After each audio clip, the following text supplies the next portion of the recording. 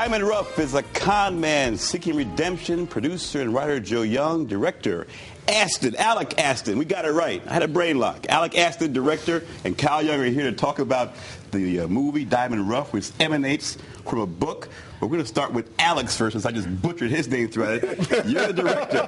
This guy wrote the book, right? Yeah. Tell me how you go from a book to a movie. And what can you tell me about it?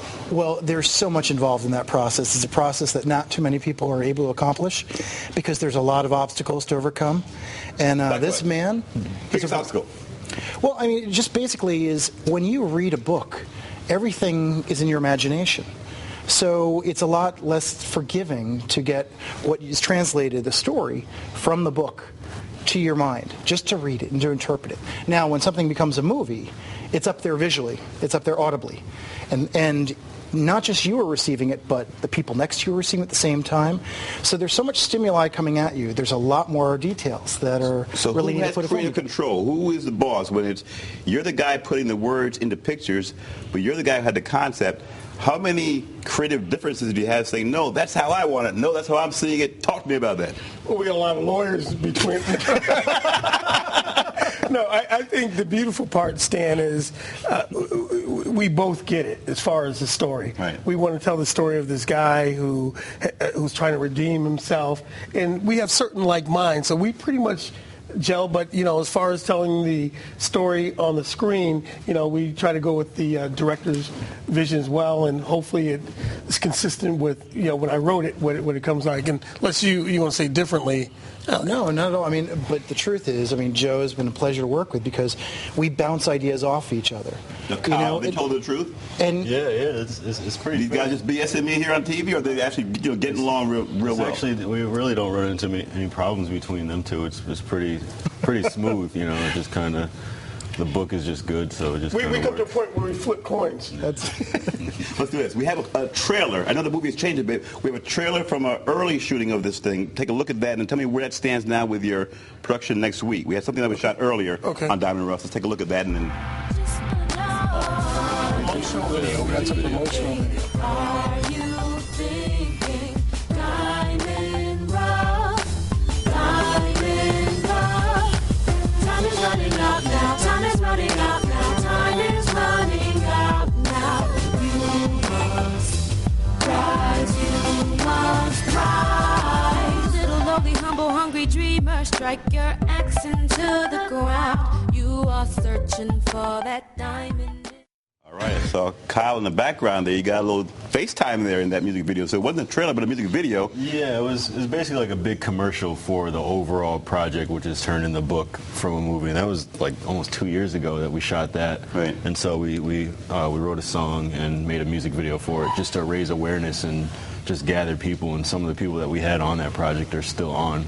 And so it's just grown like about 10 times since then. Again, the storyline is the con man who is trying to find redemption, but you're shooting this thing in Hartford. That's a real big deal. Not a lot of movies are shot in Hartford.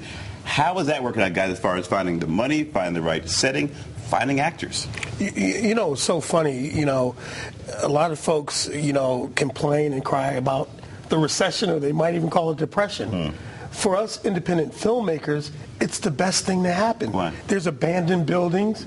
There's actors at half price. So actually, this is the best time for us to make a movie because of the economic situation. A lot of folks are out of work. They're trying to get into the entertainment field. Well, we have an opportunity, for you to participate. So actually, we're thriving during this time. Interesting. Now, after we make the movie, we hope the economy turns over again so we can sell it. Right. Now, how do you sell it, guys? How do you go about selling this thing and distribution in about 2 minutes? How do you... Well, I'll say the one thing that Joe and Kyle both had an advantage of is they understood the market. A lot of filmmakers that make these independent films, they think about making the film. They don't think about releasing it or distributing it. And it all comes down to building awareness, building an audience before you create a product. And that was one thing that Joe had in his mind. I mean, that's really part of the equation why I wanted to come and get involved with these guys was they weren't just filmmakers, they were businessmen thinking about how to build it, how to create, a piece of intellectual property that could be sold. So the book has done that. The book has been, it's so well received that there is an audience already built in. For the What's film. your target audience? Well, the movie it might be PG-13. I mean, is it urban? Are you looking for a broad, or are you looking for a narrow urban audience, or more of a... It's so funny. What's so different about this project is kind of quirky because it does... a lot of people can relate to it. You have a young teenage audience, but there's a certain spirituality to it that an older person can relate to it. And so it's a lot of different folks. It's a universal audience. But overcoming, right? But based on the book, I would say it's a, what would you say, Kyle? What age would you say?